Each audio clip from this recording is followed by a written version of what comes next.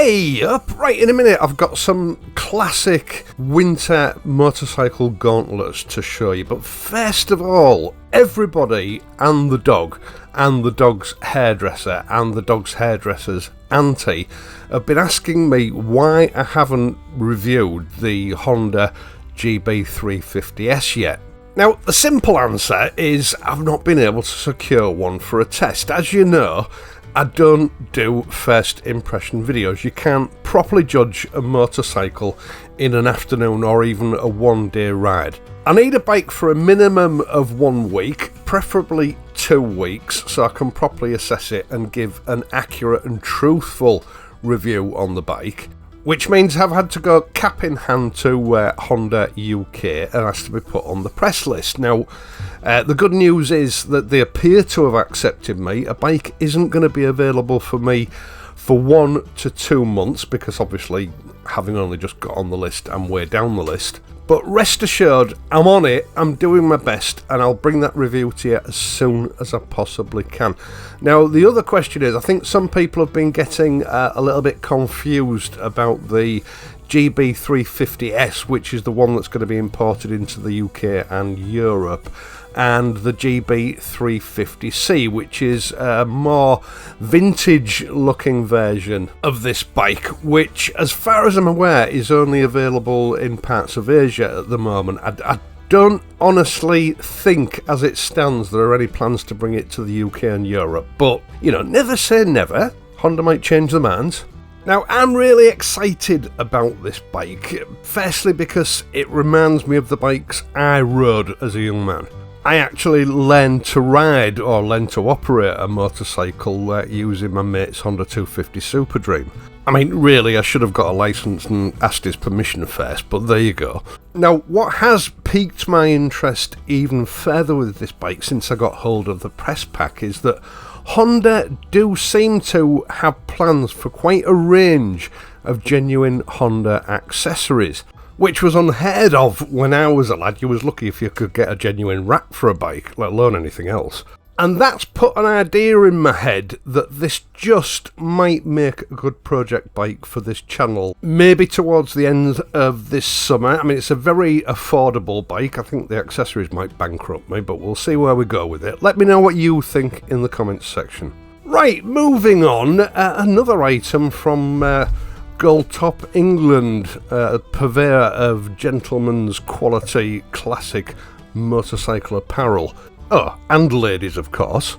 Now, that mate of mine that had the Honda 250 Super Dream back in the early 1980s always wore a pair of motorcycle gauntlets.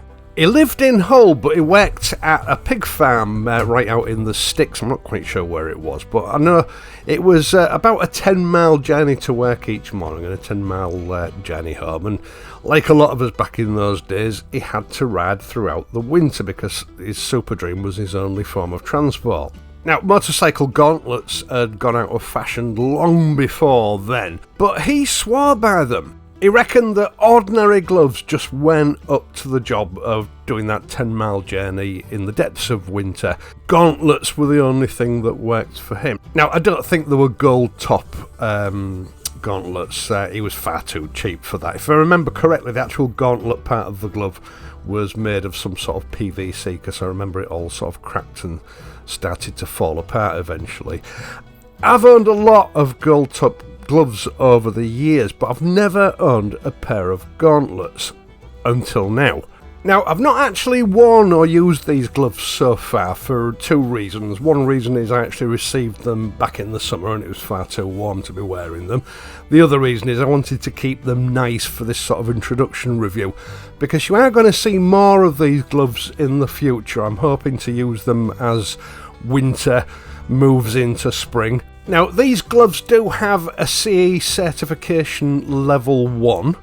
There's no armour in them, but, you know, they are legitimate motorcycle gloves. Now, what puzzles me about this is they are Merino lined when the cat gets out of the way. Merino, of course, being one of the most highly prized wool fabrics for softness and heat retention. And to that end, I was expecting some sort of woven fabric for the interior of the gloves, which, by the way, goes all the way down to the end of each finger. So you have premium insulation right down to your fingertips, which is important. But the confusion for me comes in where the actual lining, rather than being some sort of fabric, appears to be shearling, in that the wool itself is in its natural state. It's not been woven into anything. Now, the only way I can think of that they would be able to do that would be to make them from sheepskin, from a merino sheep. I mean, sheepskin is commonly used for gloves, but Goldtop's website states that they're made from aniline cowhide. So the only way I can think of that they've been able to do this is to construct these gloves by using an aniline cowhide outer shell and then laminate that with a merino sheepskin shearling interior. Now that is a bit of an assumption or guess on my part, but that's usually how high-end boot makers achieve shearling lined boots. Now, gauntlets are sort of naturally bulky gloves. They were originally designed for aviation use in the day of open cockpits back in the 1920s and beyond, and were adopted by motorcyclists because obviously they were perfect for use on a motorcycle in cold weather. So to that end, with the shearling lining and what I presume is basically a double leather construction, they are quite a thick glove.